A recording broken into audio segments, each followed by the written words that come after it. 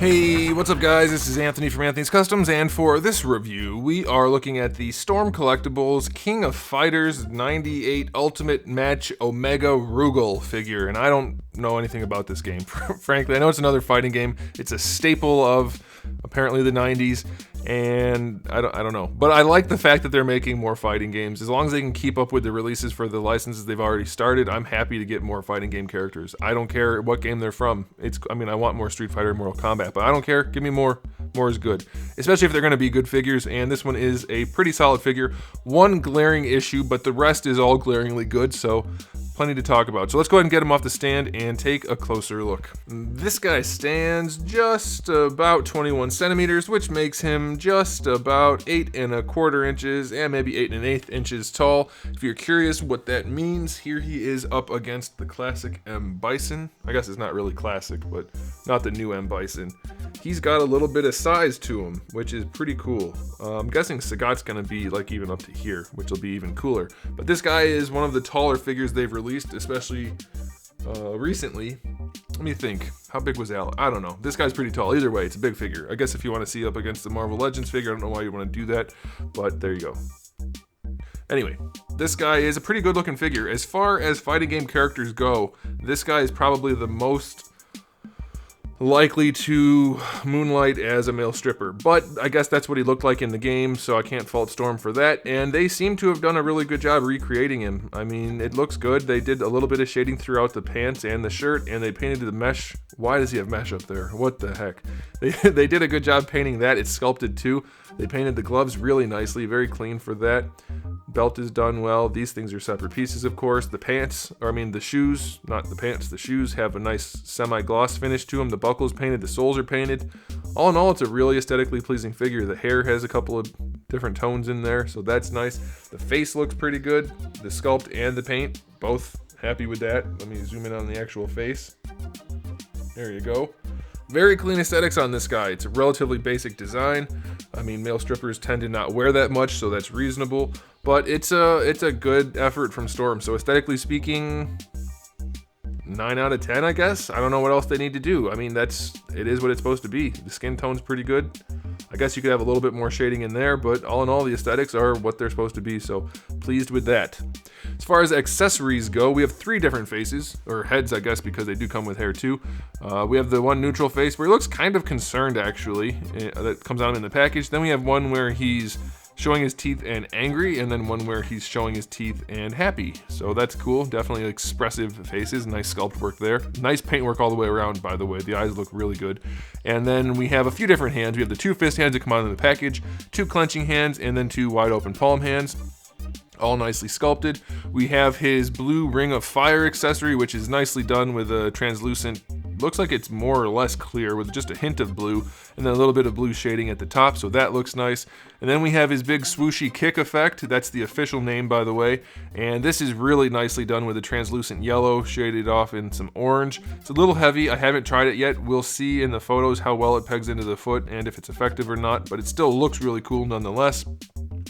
And then lastly, we get this energy ball thing, which is like a Build-A-Figure. You have to buy the other figures in their line of King of Fighter characters to build this energy ball thing. I'm leaning towards that just being a benevolent bonus for buying all the figures rather than an incentive, because I don't know that people would buy a whole line of figures just for one energy effect, even if it's big and cool. It is nicely done with the dark parts being shaded and then the light parts having a less shading, but I think they're just throwing it in as a bonus, because like I said, this isn't fancy enough to be an incentive to buy a bunch of really expensive figures, or at least relatively expensive. So I like it. I'm pleased that they included that. Bonus points to them for that. Sorry for making you look at a picture of part of an energy effect for so long while I'm talking. So accessory wise on this guy, 8 out of 10.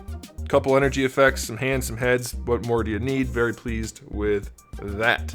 Time for the articulation, which is relatively standard, but does include our one biggest flaw for this guy, which will be up to you to decide if it's a big enough deal for you to have a problem with it or not. The head is still on a double ball peg, so you can lean it, but it's a lot less effective due to the engineering they had to do for the torso. So it's almost like you're only on a single ball peg. It's a little bit more limited, but it does work still. That's okay. Pretty good range.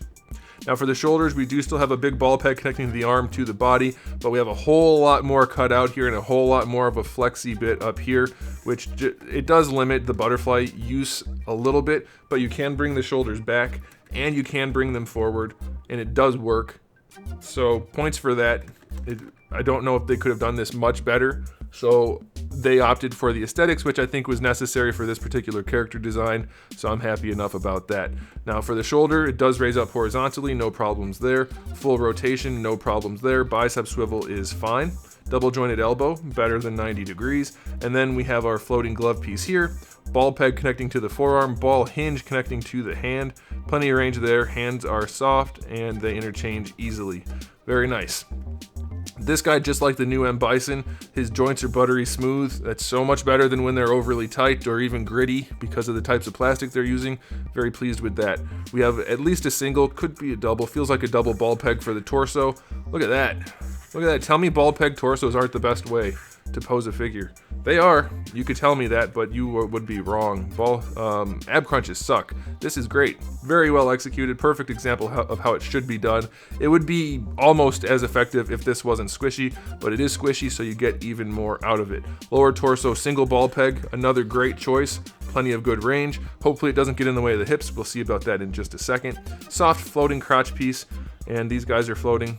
They swivel around, so they won't get in the way. Can we bring the hips out to the side? Yeah, we can, and it doesn't pop anything off. That is how it's done, ladies and gentlemen. That's what you want right there. Look at that range. That is great. Perfectly executed. Or at least as close to perfect as you can expect for a figure that's mass produced. And then bringing the leg forward. Really nice range. A little bit of crotch bunching, that's what she said, but it works well. You can kick really high. You can bring this leg back, and you stretch out his cakes a little bit, but otherwise it works really well. Like, incredibly well. Very well done. You do hear some squeaking, but it's not binding or anything like that, so I'll allow it. Thigh swivel is in there. Minimal, but probably sufficient. Double jointed knee is pretty good. Yeah, we could probably get a little bit better range out of that with some new engineering, but it's good enough. That's fine. Better than 90 degrees is okay.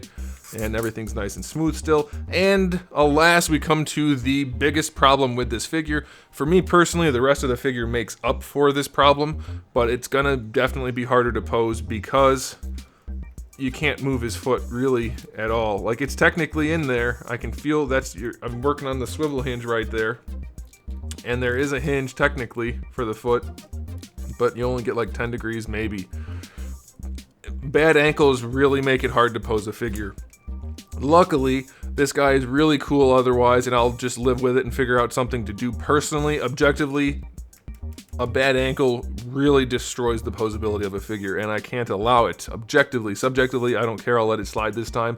That's why I always tell you guys, I give you the information, decide to do with it what you will. I'm deciding to ignore that problem because the rest of the figure is awesome. If you think that's a serious problem, you are perfectly validated in thinking that because it is a serious problem. And then lastly, we do have a toe joint, which is pretty floppy though. Doesn't look terrible, but it's pretty floppy. So definitely an issue for posing. Otherwise, the articulation is excellent.